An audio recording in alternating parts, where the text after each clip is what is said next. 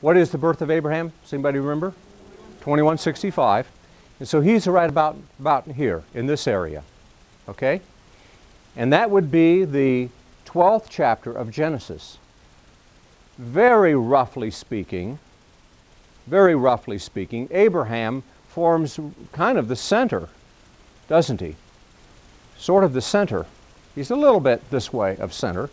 But you can see that the first 11 chapters is a huge, huge part of the Old Testament. And from there on, we really have the rest of the Old Testament from Genesis 12. And so from Genesis 12 to Malachi, we've just got from here to Josiah. And that's it. Okay, so the first, and in this part, we only are really focusing on 4 events. What are they? Okay.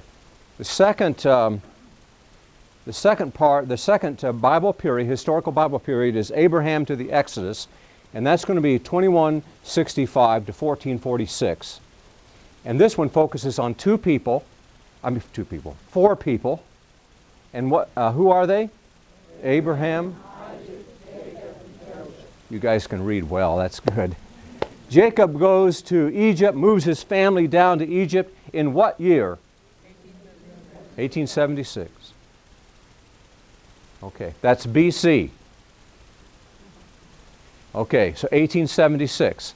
So from the time that he moves his family down to Egypt until they come back out of Egypt will be how many years? Does anybody know? 430 years. Okay. The third Bible period, historical Bible period, is the Exodus and the wanderings. And that's going to go from 1446 to 1406. And here's what they do. They get out of Egypt by way of what sea? They get out of Egypt by way of what sea? The Red Sea. Okay, get out of Egypt, go to where? Mount Sinai. Okay, get out of Egypt and go to where? Okay, track with me here. They go to Mount Sinai. When they're at Mount Sinai, what do they get? They get the law and they build the... Okay, and they make a covenant with God. They enter into the Mosaic covenant with God. Anytime you hear about the law, we're referring to that covenant that they've entered into. And then they leave Mount Sinai, go up to Kadesh Barnea, and they will be sending spies in the land. They will wander for, yes. And then, before Moses dies, he gives the law of the second generation, and that would be this Exodus and wandering period. So they get the law. Get out of Egypt, get the law, enter into the covenant, build the tabernacle, wander, and get the law the second time. Then the fourth Bible period is the conquest of Canaan, and who leads the conquest? Joshua. And there is, in this time period, going to be the, first of all, a central campaign, then a southern campaign, then a northern campaign, and then they're going to divide the land. And that's going to be that period. We'll look at it a little bit later. Then it was an incomplete conquest of the land. They did not drive out all the people that God said to drive out. God said, go in there and absolutely drive them all out or kill them. And they didn't do it. And what they tolerated, their children married. And that resulted then in the next period, known as the Judges. And here we have a cycle. In fact, there are 9 of these cycles. This period goes from 1350 to 1051. And there are these 4 cycles. They sin, then God brings a nation against them and puts them into, into slavery. And then they cry out to God, oh Lord, help us. And then God sends a deliverer called a judge. And so then they have rest in the land for a while. Then they slip back into their idolatry and serving these other gods. And then God puts them back into bondage to some other group. And then pretty soon they're crying out to God again for deliverance. And so that sin, servitude, supplication, salvation, 9 times does that happen in this section. There are how many judges? 15. Who is the last judge? Samuel. Who is the next to the last judge? The guy that raised him? Eli. Eli. Okay. Who's the first judge?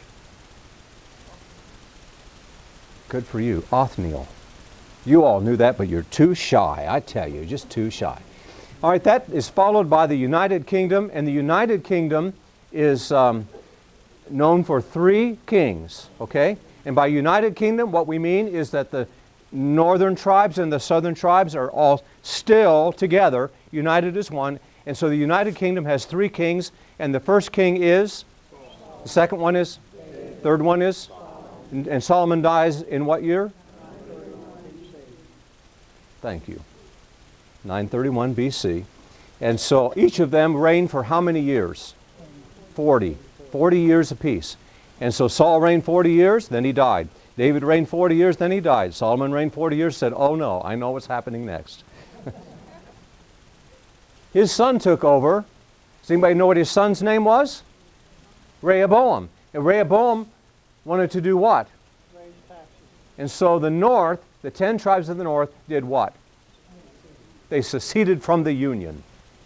And they said, we'll form our own nation and we'll have our own king, and we're not paying taxes to Judah. And so in the south, you had 2 tribes, though. And what are the 2 tribes in the south? Okay. All right. Now, that lasts until you had the divided kingdom. Okay, divided kingdom. We just, that divided kingdom goes from 931, when Solomon dies, until 722. There are 20 kings in the north. There are 20 kings in the south.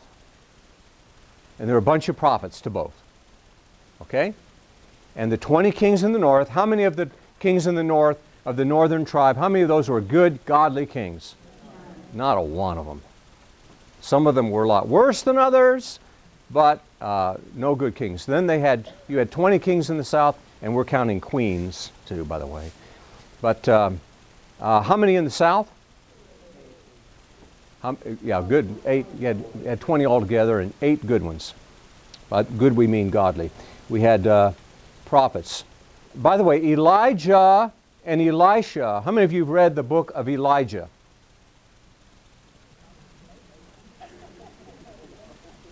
The book of Elijah is, I guess, 1 Kings. But Elijah, and if you wanted to read about Elijah, you'd go to 1 Kings. If you want to read about Elisha, what book do you think you'd go to? 2 Kings. That's right. So Elijah would be what? And Elisha? Good. Okay. Now, the north goes into captivity to where? Assyria. And the capital of Assyria is? The south lasts longer and lasts until 586. They go to captivity to Babylon. Remember, it's A, B. Assyria in the north, B, Babylon in the south. Okay? So Assyria in the north, what year for the north? For the north, 722. And for the south, what year? The south is in captivity to Babylon for how many years? 70 years. They return, rebuild the city of Jerusalem, rebuild the walls, rebuild the temple, and that's the end of the Old Testament right there. Okay, but we kind of got ahead of that, didn't we? All right, single kingdom, 722 to 606, and the reason I'm saying 606 is that was actually the first captivity, the first deportation. There are 3 deportations we'll be looking at.